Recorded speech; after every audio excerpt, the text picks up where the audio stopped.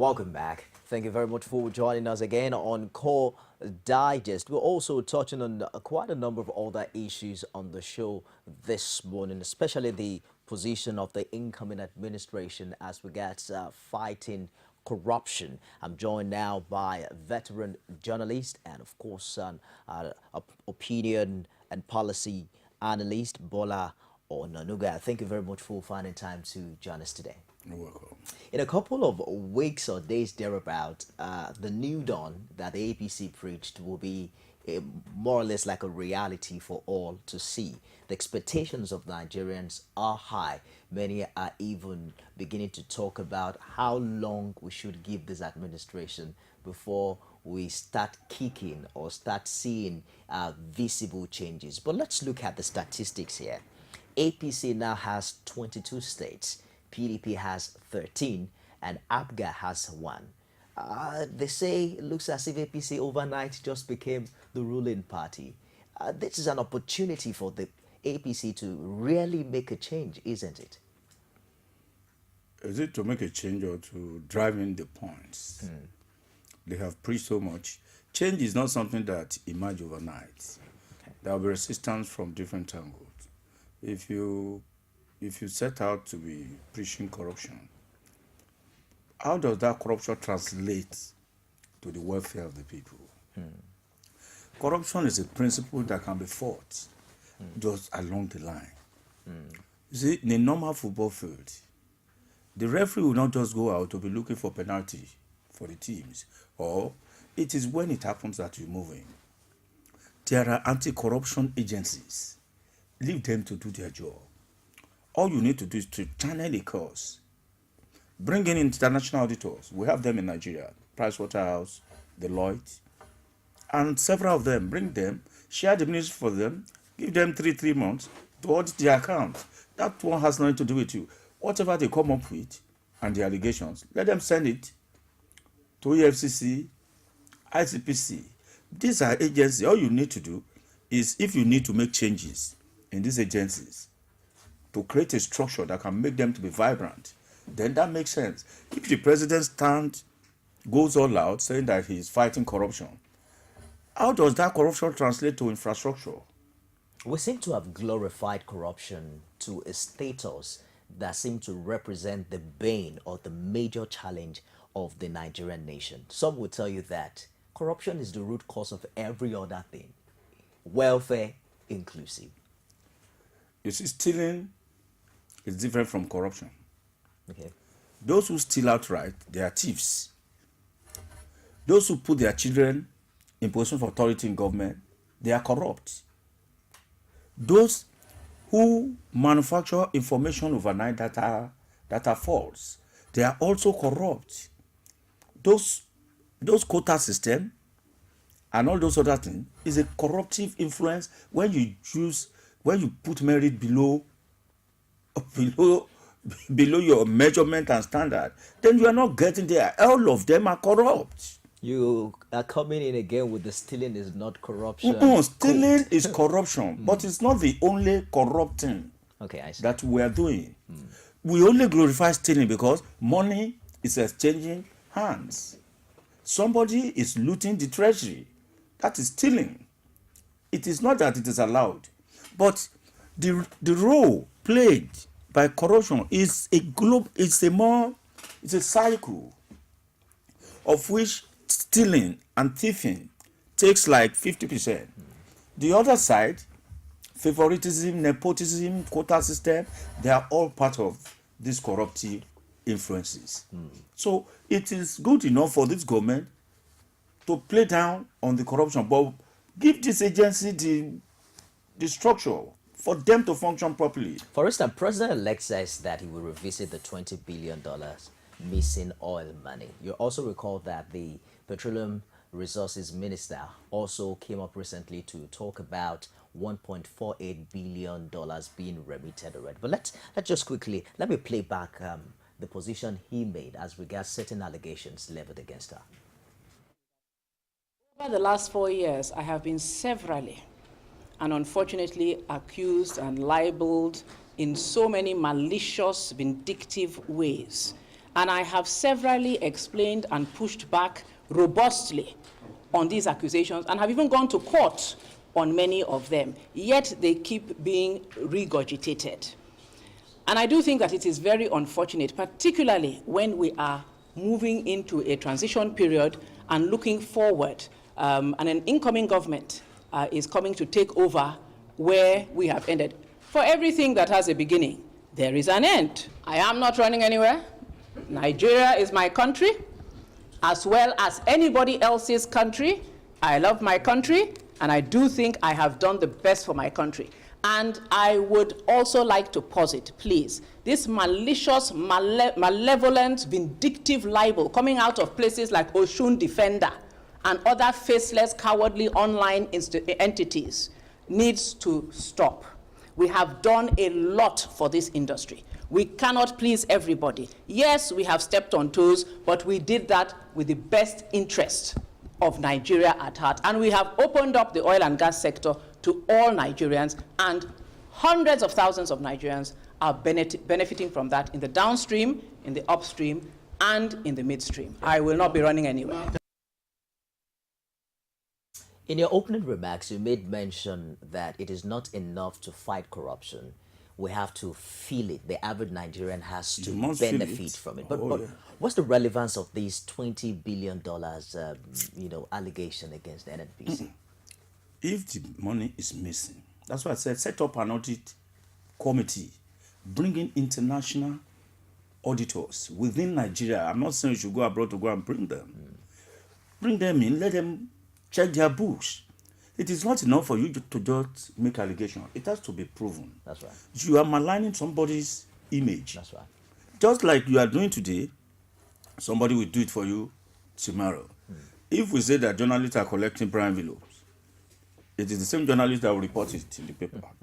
The journalists coming tomorrow as well will report them. But you need to have something, evidence, that it is true that all these things.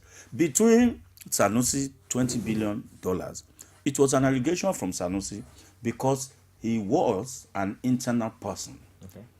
So he has a very good point to have exposed it. However, there are disputes. They are saying it is not missing. Somebody is saying it was missing. The best thing is bring in free arbiters. Let them come in, check these books. Whatever they come up with, then they pass it to EFCC and they do whatever they have to do with it. But you see, as EFCC is presently constituted, we are not getting enough. The confidence is no more there that anything passed to them, they will do it. So you can make the structure, firm up the structure, bring in the right people there, and then face the issue of statecraft. It's not about corruption. How does corruption affect employment? Before there's no relationship between the two? They have no relationship because before the money comes, those who will die will have died. Those who will have died of hunger, poverty, and also will have died. School fees will have been thrown away. Children will have been sent out of school. You need to do what you call jump starting of the economy. Create employment. Let those who are fighting corruption. There are departments. It's not for the president to go and be fighting corruption. Those departments, those agencies are the ones you should firm up. Make their structure workable. There are school of thoughts that would also tell you that, for instance, in the area of employment that you made mention of, for instance, if the federal government is opening some vacancies up, there are also some alleged corruption practices that seem to already earmark all of those vacancies to certain people, probably given the privilege they have to know or to have exchanged money for it. Yes, I told you. It's not even the issue of exchanging money. The opening in federal government and state government offices, they are normally given to the children of the better ones. Contact through clubs, contact through networking, contact through family base, contract through all sorts of things. When Sanusi was in CBN as well, there was some money earmarked for social responsibilities. The bulk were going to his alma maters. That's also a corruptive attitude, because his alma mater is not the school that all of us went. So, but this thing was not even earmarked for his alma maters alone. It is meant for all schools. So it should have been opened up for all schools, but it wasn't. Construction were going on in King's College every day, and it was being financed by the CBN, not by Sanusi. These are institutional corruption. I'm not saying it shouldn't do something for its alma mater, because that is where it was created. But other institutions as well should have been touched. Either you divide the country into 6 geopolitical zones and pick five institutions there. Do whatever you want to do for them and let history remember you for good. It is not for you to concentrate only on one angle of this issue. All these things are corruptive influences. It is not only the Akingbolas that are thieves within the system or the Cecilia Ibu. No. There are several of them. There is no bank you go to today, there is no corruption. No bank. Well, as it is in the public sector, so it is in the private sector. It's only that the private sectors are crooks. It is easier for them to conceal all these things without outsiders knowing. But in the public sector, they are careless about the accounting process. And don't forget that it's a chain. Unlike in banks, 5 people can gang up to steal. In a normal federal government office, you will need like 30 or 40 people. The messenger will carry the file, the clerk, the accounting office, the auditor general office, the accountant general's office. All of them, somebody is there. And you cannot do it at night. It's something you can do during the day. So people will know. And that is why it leaks out. It's not as if, in fact, the one that is going on in the private sector is far, far higher. I've reported the economy for several years. So I know it's far, far higher. But we will not get the result because these are crooks. They will get the best accountants and auditors in the world to come and do the job. And you will not see any trace. I see. We'll go for a commercial break now, but when we come back, we'll also look at certain issues as regards the myriad challenges that exist within the country. We have economy, we have security, we have, of course, we talked about unemployment, there is power. There are quite a handful of them. There are school of thoughts now that are asking if this administration or any administration has the capacity to face all of them headlong, or if there is a uniting factor that has been identified over the years as being the root cause of all of these challenges that can be tackled and then that will bring the result. We'll be back shortly after now. Don't go away. It is often said that the future belongs to those who believe in the beauty of their dreams. But what about the things in life that actually inspire us to believe? Like the things that drive us, the things that move us, and even the things that remind us that the sky really isn't our limit. Because when we are inspired, we are led to future greatness. But first, we just have to believe. One day I want to build Nigeria's first aeroplane. I know. One day, you'll make us proud. Rich and creamy peak, extra fortified with 28 vitamins and minerals. Here's to 60 years of nourishing dreams and inspiring the future. The future is bright. Reach for your peak.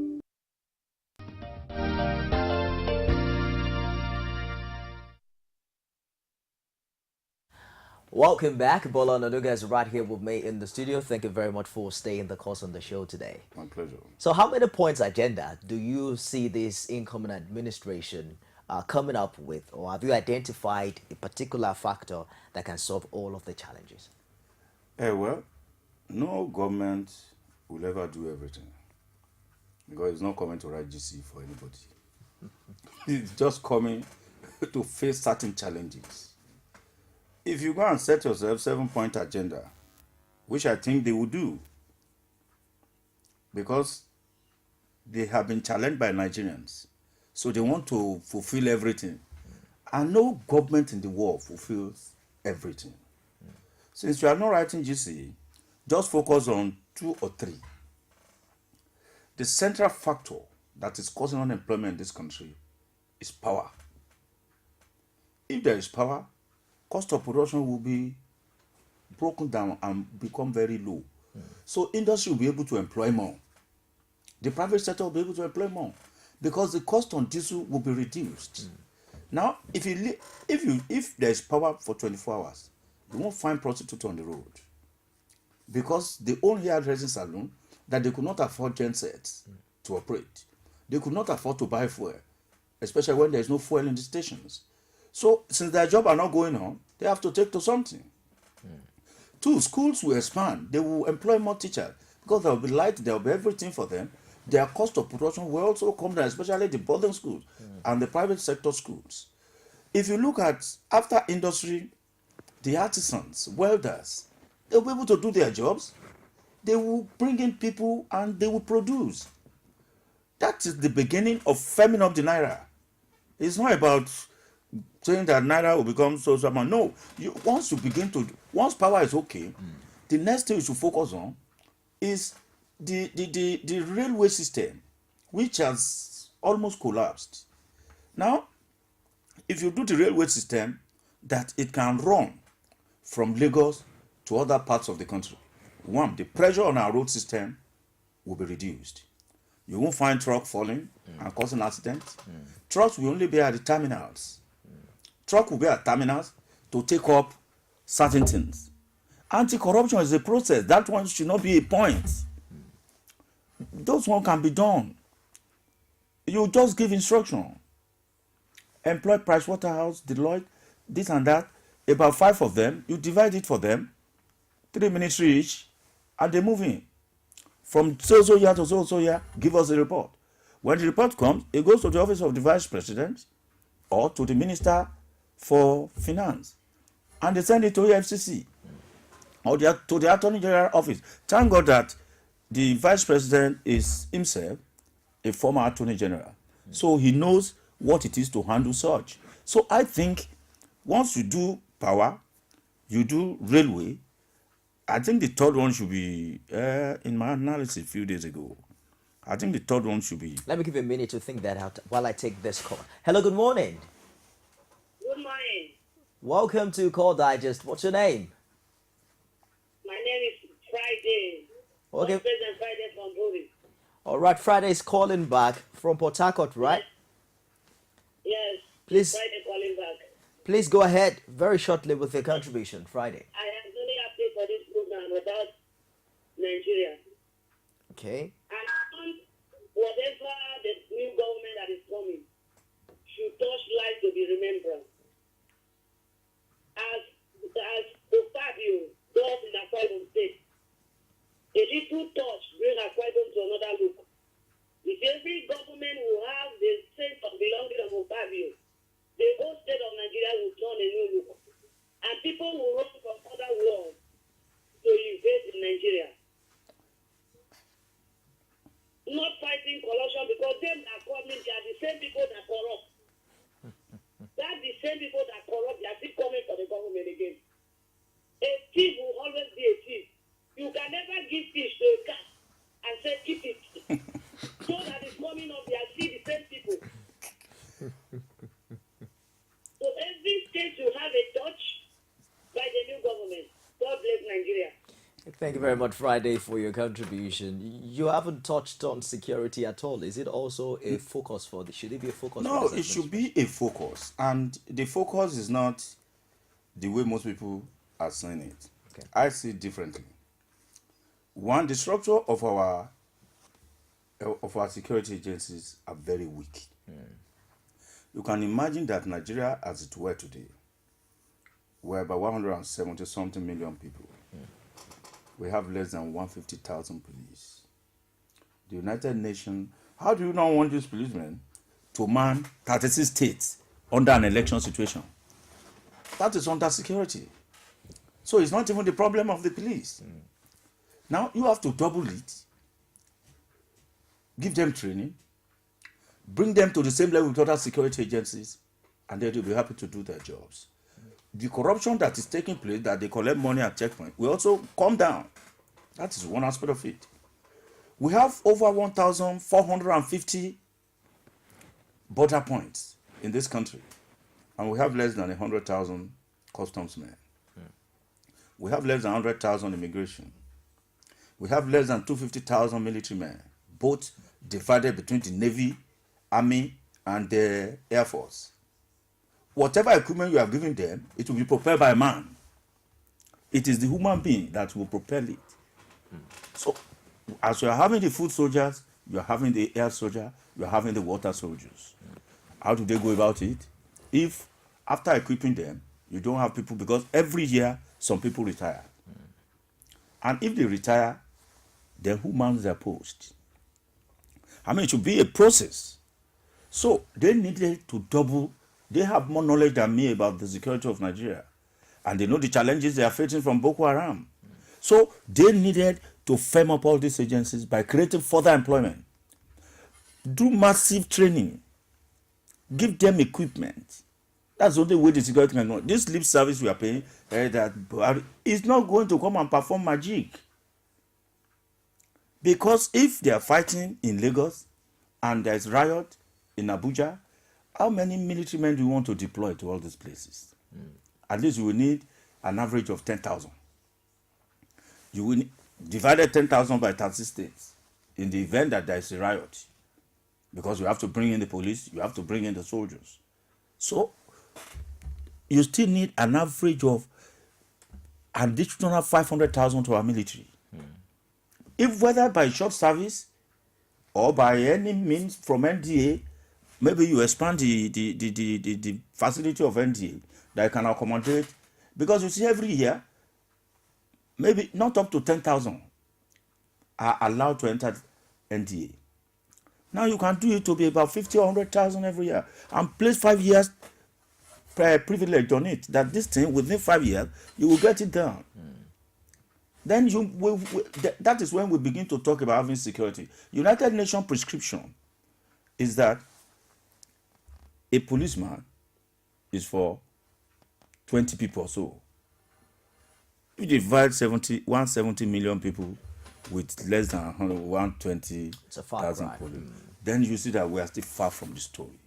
Let's look at the development prior to the handover. There's a transition committee that constitutes both members from the incumbent presidency as well as people from the APC as well. But you also recall that last week, I think it was a week before, the Minister of Information came up to talk about a handing over taking place during a dinner on May 28. She came later to debunk that insinuation that the proper handing over will be on May 29. How would you describe the transition thus far and the impact it will have on the incoming administration? Well, I am not an insider. It's not everything that I read on the pages of newspaper that I want to believe. Okay. Now, handing over can be of two types. There are informal handing over and there are formal handing over. May 29 is the statutory handing over date. However, on May 28, the president-elect will have been in Aso Rock. Okay. So they will continue to talk. That is the practical handing over. The one you find on May 29 is just the ceremonial handing over, where the Chief Justice of Nigeria will be there to swear in the new president-elect, and the president will be standing by to give him a handshake. Both of them will prepare welcome address. The other one will say acceptance speech. That is the ceremony. But what translates, you see, what you do on wedding day is not marriage. Marriage will have been consummated before that day because you will have gone to the registry, you will have done the engagement. All those ones will not be done on the wedding day. I see. Or they will not be done at the what do you call it? At the wedding ceremony. At the wedding ceremony, which is church. Church will have taken place before. But when you now get to where people want to eat and all sorts, you call them couples. After the whole thing, the marriage begins. That is the way it is. It's a transiting point. You know, the president said a few days ago that General Mahmoud Buhari will still come back, that he will be taken through Aso Rock. That's part of the handing over exercise.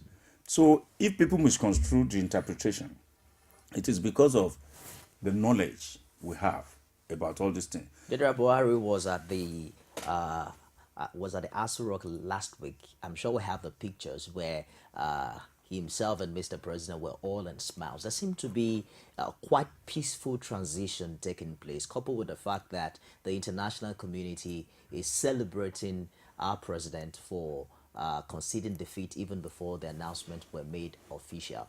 It looks as if many are beginning to talk about the dramatic turn that might take place after May 29, because you also recall that the president-elect already made a promise not to look back on its fight against corruption, but to look forward, so to speak. Do you see him keeping up with that promise with this recent $20 billion It is not possible to see the future without looking at the present and the past.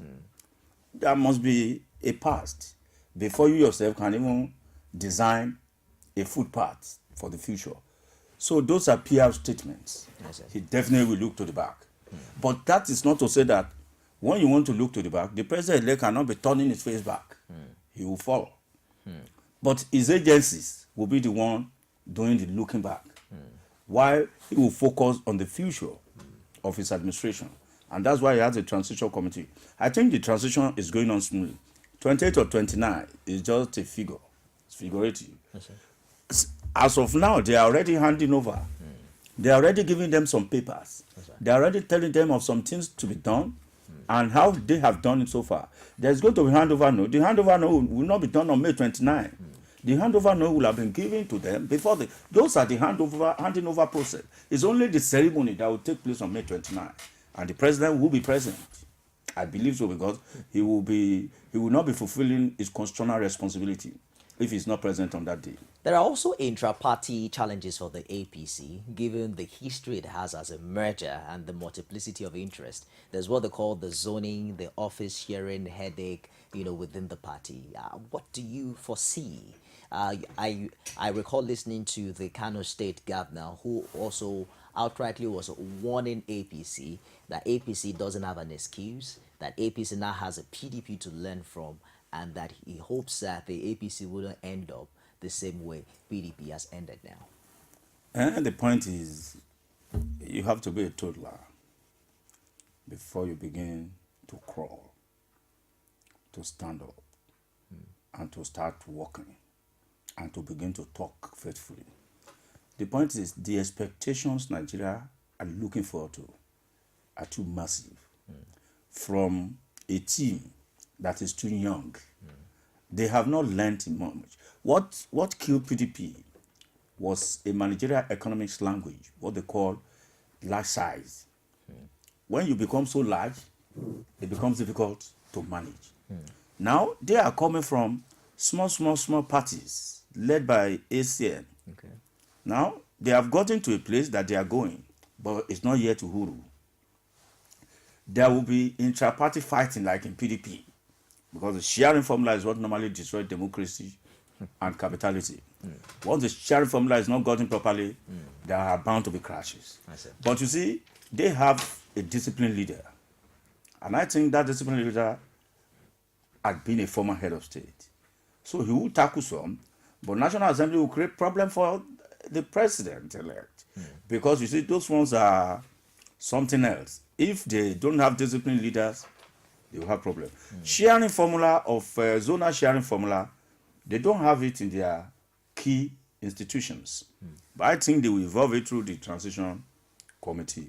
Because the transition committee composed of matured adults. Okay. The chairman is about 85 years old. And I'm sure he will not want to end his public career just by messing up. And you have one of our friends from LBS as vice chairman, doing Salami, who is a technocrat. So I believe that he also will do something great. They have a lot of old people there, and they have a mixture of young people. I don't see them failing. All I see is that there will be crisis, but I think they will manage it because of knowledge-based people among them. Talking about the National Assembly, a particular group came up recently to talk about a particular trend, and they call it, they actually showed some statistics to talk about the number of ex-governors that are now senators. In 2007, there were just 6 of them. In 2011, it increased to 11. Now, for the 8th National Assembly, we're going to have about 16 senators who, prior to this time, had served about 8 years in office as governor. At one side, a particular school of thought will call it a transfer of experience, from veterans. But then, what's your own opinion about this? I don't see it's a transfer of everything, including corruption, stealing, knowledge, experience, and what have you. But in between, if you have disciplined leadership, a disciplined leader will normally force them to obey the rule. I see. Like I said on a program a few days ago, there was a situation whereby we were all saying that the last National Assembly, or the outgoing National Assembly, they made the Electoral Act, but they didn't obey it. The Electoral Act says once you cross carpet, your seat will be declared vacant. But because all of them are very indisciplined, they were crossing carpet and they refused to. They were crossing carpet and they refused to obey the rules, including the leadership. So if such a thing occur in this 8th session, then the government will not be doing itself any favor. Because the government is not just the executive. It includes those who make law and those who interpret the law, that is judiciary, and then the executive that implements. So all this thing comes together. If the National Assembly does well in their time now, history will remember them for good. If they also do something that is bad, history will also remember them for what it is. So I don't see that experience as making any sense, because there are professors there, there are technocrats there are very experienced people from the public sector as well. So 16 governor does not have any impact. No impact. I have seen that the number of them still in the house today, they hardly make pronouncements. Their contribution weren't had by their people, talk less of the Nigerians. So I don't see how that impacts. Let me tell you, in the 109 senators in this National Assembly today, 50% of them don't talk. They didn't even promote any bill. All they are after is constituency allowances. And how they will do sharing formula, and Ghana must transfer. So they have to call for impeachment of the president all the time so that they can intervene and get their own gains. So the same thing can still happen here. But don't forget that Buhari had been a head of state before in uniform. Now he's going to be in Agbata. You cannot use force to do anything. And those are the things that Obasanjo attempted to do. He did it right in some ways. Every one of us, we are all human beings, because we cannot do everything together. Before we go, let's look at the leadership of the National Assembly, especially the Senate. I saw a picture somewhere, I think it was in Benue or something. I don't know that there's also electioneering for Senate presidency now. There was a large display in one of the state capitals where they showed the attributes of George Akume and why he should also be considered for the Senate presidency. We also had the former governor from, is it Kwara State now, Saraki, who also said he's hopeful. Seem to be a lot of them. The Senate president, the incumbent, also visited President-elect recently in Abuja to congratulate him. Who do you see coming out this time as the next Senate president? Well, I foresee Saraki emerging. Saraki has done so well in trying to manage the crisis within the North Central for APC, and he delivered. And the family has always been known to deliver accurately and appropriately. So such a person, and he has the experience, having been in the Senate before now, and having been in government, and coming from a politically rich family, the late Saraki, and the whole families are they are always the appointees and the anointees and the godfather of Kwara politics. And I think it has been zoned to North Central. That is why you see Akume, Jocelyn, everybody that is Jocelyn, they are from the North Central circle. Okay. So I want to believe that they already have inclination that it has been zoned to their side. So therefore, we must agree that Saraki will have a more say I see. in the configuration. Let's take our last commercial break on the show. When we come back, we'll be wrapping up, I guess. Stick around. Don't go away. It is often said that the future belongs to those who believe in the beauty of their dreams. But what about the things in life that actually inspire us to believe? Like the things that drive us, the things that move us, and even the things that remind us that the sky really isn't our limit. Because when we are inspired, we are led to future greatness. But first, we just have to believe. One day I want to build Nigeria's first aeroplane. I know. One day you'll make us proud. Rich and creamy peak, extra fortified with 28 vitamins and minerals. Here's to 60 years of nourishing dreams and inspiring the future. The future is bright. Reach for your peak. Welcome back. It's Core Digest Monday. I'm not sure if I've asked you this question before, but if I have, I should ask you again. How long should Nigerians give this incoming administration before they start kicking? Well, if you go to primary school, there's a number of years you spend to get your certificate. If you go to secondary, there's a number of years you spend. Whether your father is in a hurry or not, he has to wait until you go to Form 6 and write your SSC before you can begin to say whether you are doing well or not. Nigerians will continue to chide the new government because of their expectation. But the new government should not be in a hurry. They should focus on what has to be done that will impact on people's life.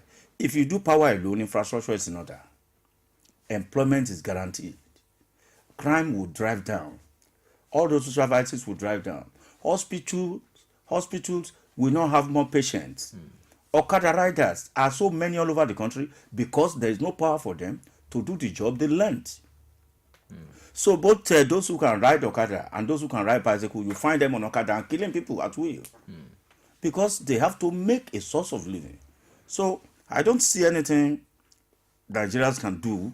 If you can wait for one government for 8 years who could not fix refinery, you can wait for another government who cannot fix power generation.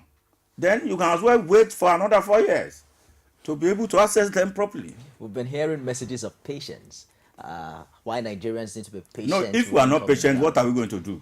But have we been able to define how long the patience? It's 4 years. 4 years. It's 4 years. It's 4 years. They have been given a mandate of 4 years, and you can begin to assess them every year based on promotion from one class to the other. This is how far they have done it. But Nigeria needed to trust them because we have trust deficiency. They could tell us 10 things and we assume that they were lying.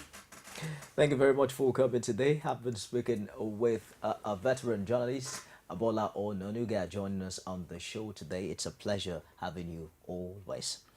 That wraps it on the show today. God willing, I'll be back tomorrow with another exciting edition. Stick around for the top of the hour news. I'm Nifemi Oguntoye.